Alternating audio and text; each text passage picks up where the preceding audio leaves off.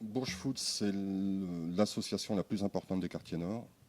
Le club compte 350 licenciés, 18 équipes, 4 équipes au niveau régional, dont l'équipe Fagnon du club, l'équipe réserve, les 19 ans et les 14 ans. On est la troisième plus grosse structure de foot du département et l'une des 15 plus importantes de la région. On est dans un club classé prioritaire, on est l'un des rares clubs au niveau national à être issu d'un quartier classé prioritaire à évoluer au plus haut niveau régional. Donc bien évidemment, on ne peut pas être en dehors du contexte social. On effectue un travail de fond, de fait, au quotidien. L'épanouissement physique par le sport, c'est quand même très important. On est le sport, l'activité sportive qui génère le plus grand engouement à l'universalité sans pareil. Il s'agit d'un sport collectif. La solidarité, ce n'est pas un vain mot, c'est une valeur essentielle dans un quartier classé prioritaire. Le respect de l'autre, le respect des différences, le partage. On a 21 origines différentes dans le club. Donc, quand nous, on dit, c'est la devise du club, respect, partage, solidarité, on sait ce que ça veut dire parce qu'on la pratique au quotidien. Les moyens, là, effectivement, c'est très, très compliqué. La difficulté du club, si vous voulez, c'est que pour pouvoir porter un projet global, sensé, avec du fond, au service des gens qui sont en souffrance dans le quartier, au service de toute la population, au service de la ville, parce qu'on s'inscrit également dans la politique de la ville, dans le contrat-ville.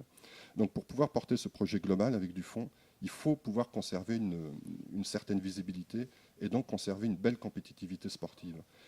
On est au sein de l'élite régionale, c'est ce qui nous permet d'avoir cette belle visibilité sportive. Et si on perd de la visibilité, donc de la compétitivité sportive, on aura moins de visibilité pour porter le projet global. Et toute la difficulté est là, parce que, croyez-moi, évoluer dans l'élite régionale, quand il s'agit de football, c'est très très compliqué. On évolue avec quand même des structures de foot comme Blois. Blois, c'est 850 000 € de budget. Préfecture du Loir-et-Cher. Vierzon, qui est quand même sous-préfecture, c'est le club de la ville qui viennent de fusionner. Voilà, des structures comme Orléans, Tours, Chartres. Vous vous rendez compte? Se maintenir en élite régionale pour un club comme le nôtre, c'est comme si on sautait en 6,50 m à la perche tous les jours.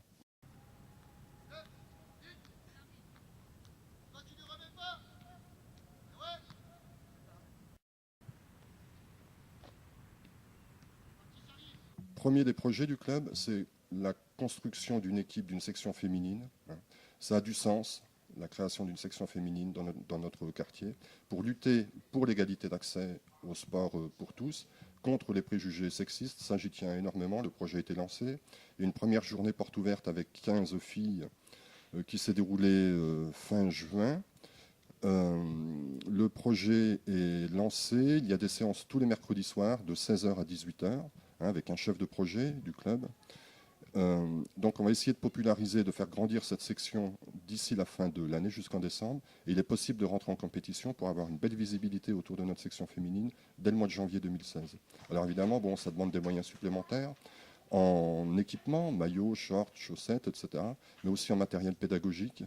Et je peux vous assurer c'est très très difficile pour le club, mais on va mettre tous les moyens en œuvre, toute notre énergie pour y parvenir. Le club a des freins à son évolution structurelle, à son évolution financière. Le stade n'est pas équipé de tribunes, le stade n'est pas fermé, il est complètement ouvert. Donc on a du mal à mettre en place l'entrée payante. L'entrée payante, je veux dire, dans tous les clubs de division d'honneur, un match à domicile, ça équivaut au minimum à 1 000 € d'entrée de recettes liées à la vente des billets. Nous, bon, on ne peut pas faire ça. Le stade est complètement ouvert, on n'a pas de tribune. Ensuite, on pourrait bénéficier de recettes liées à la buvette, mais la buvette chez nous, comme vous avez pu le voir tout à l'heure, elle est complètement inadaptée. C'est une petite buvette avec un espace fermé, un grillage qui se trouve juste derrière un but, donc il n'est pas possible de passer un moment sympa, convivial autour de notre buvette. Ces freins-là font qu'on est obligé de trouver des idées un petit peu originales, un petit peu neuves, non seulement pour apporter des financements au club, ce qui est essentiel, mais aussi pour apporter un autre rayonnement, une autre popularité autour du club. Et Internet, c'est un outil qui s'y prêtait très bien.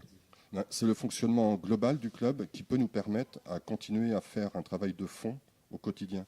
Le transport des enfants, on a 4 équipes en régional, on a 2 minibus, ce qui est complètement insuffisant. L'équipe féminine, tous les déplacements du club. Et on est en manque également d'éducateurs, parce qu'aujourd'hui, pour trouver un éducateur bénévole et compétent, Je peux vous dire, c'est quasiment impossible. Tous les éducateurs aujourd'hui demandent une rémunération et on n'a pas les moyens nécessaires pour pouvoir recruter des éducateurs en nombre, pour l'accueil de nos enfants. La priorité du club, c'est le meilleur accueil des enfants.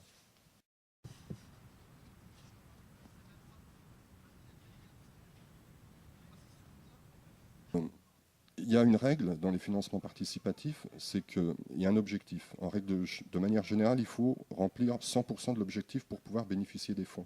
Bon, là, il se trouve qu'un site hébergeur a proposé au club l'objectif de remplir 80% de l'objectif. Donc on a mis la barre à une hauteur qui nous semblait atteignable, 5 000 euros. Donc il faut que l'on puisse atteindre les 4 000 euros pour pouvoir bénéficier des dons récoltés. Alors aujourd'hui, on a récolté 725 euros. Voilà, on a rempli 15% de l'objectif. On a jusqu'au 2 décembre pour pouvoir atteindre ces 5 000 euros. Mais il faut faire vivre ce projet au quotidien, voilà, des marchés, des petits artisans, des petits commerçants du quartier et dans toute la ville.